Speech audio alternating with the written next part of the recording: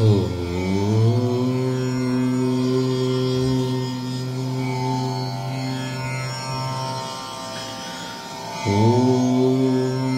Asato Ma Satkamaya Tamaso Ma Jyotirgamaya Mrityorma Amritam Gamaya. Om Shanti Shanti Shanti.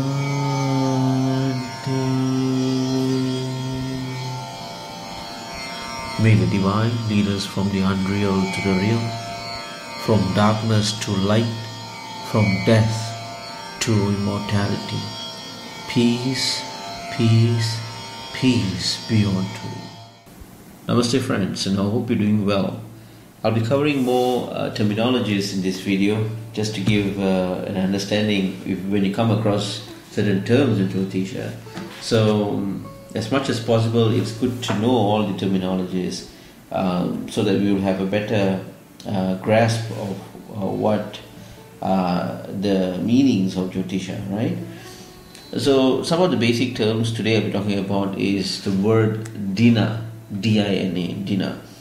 Dina is the most basic or the most minute universal unit of time. The time of the day on a very smallest level is called as Dina. Okay, of course Dina can be used to multiply it into weeks, months and years and so on. Okay, so the Dina is the most basic universal unit of time. The next is Hora. Hora is from, in Latin, Hora means an hour. So in Vedic astrology, Hora can be identified as, it's like you have 3 different Horas in a day. How it works is, it's a little bit complicated. How it works is, for example, if you take Sunday, there's 3 full cycles of Hora and an addition of another 3 more Horas. So you have 3 full Horas and another separate 3 Horas. So altogether 6 Horas. These Horas are represented by each Grahas. Okay. So for example, again Sunday, you have first 3 full cycles of Horas. Say for example, you have the Sun, Moon and Mercury. And the additional 3 more Horas, altogether 6 Horas, will be again Sun, Moon and Mercury. And when you move to Monday, you will start the 4th Hora. Okay, 4, 5, 6, 7, 8, 9. It's like that. It's like 3 full cycles plus another 3 more additional to make one day. All right. It can get a little bit complicated. I'll try to cover a separate video on this timing terms and all that. But for now, just understand Hora is another unit of measurement of time, which says that in a day there's 3 different Horas plus another extension of 3 Horas. Okay. Next I can talk about is the Vara. V-A-R-A. Vara means week. In a Vedic week, we do not take 12 midnight as the starting.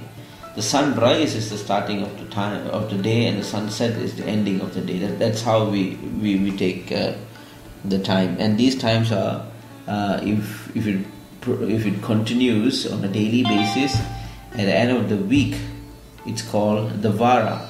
All right.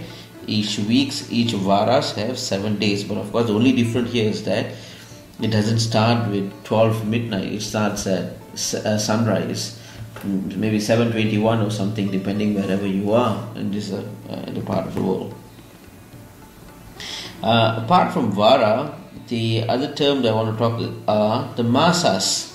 M-A-S-A-S. Masas means lunar month. We have solar months like January, February and so on. But in Vedic astrology, there's something called the lunar month, the moon, the months based on or in correlation with the moons, the timing of the moon. Every full moon is considered one new month. Okay, like that.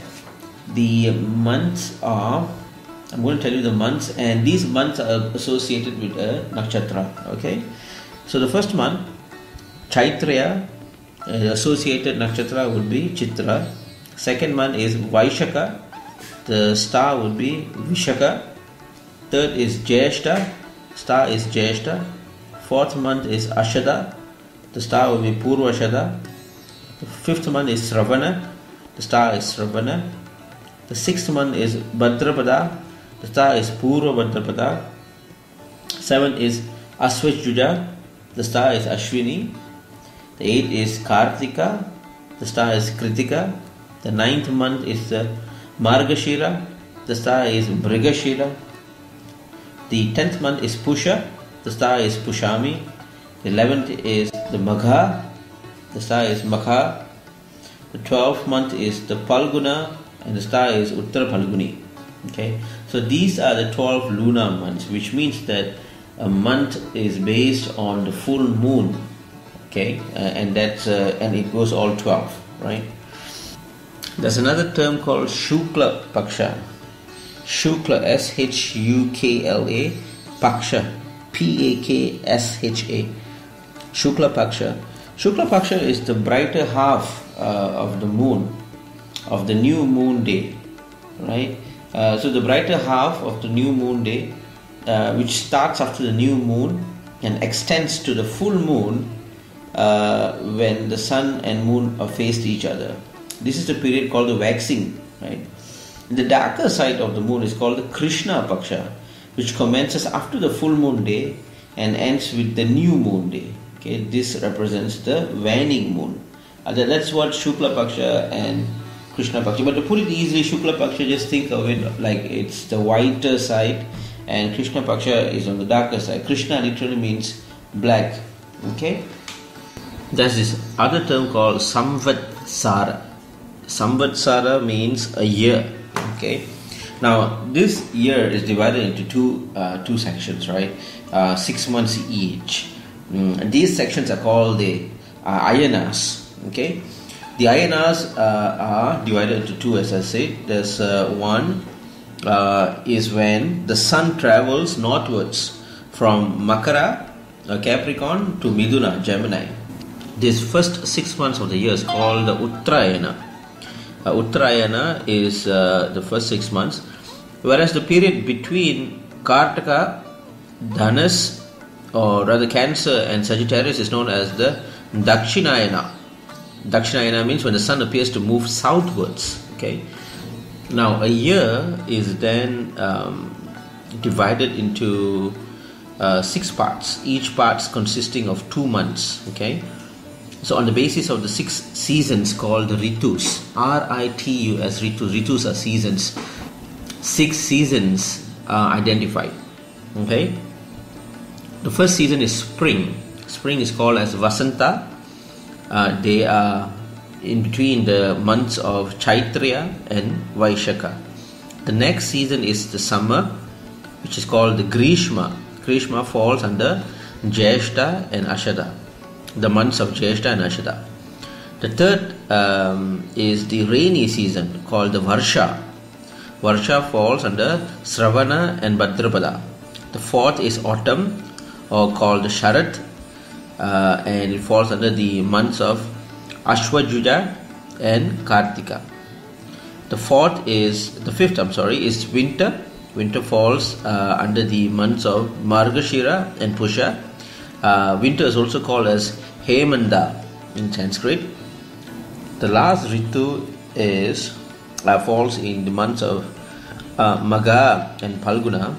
Is called the Shishira. Shishira is like a dewy season. It's like it's all dampy, very low humidity. It's all wet. That's called the Shishira Ritu. So these are the 6 different Ritus.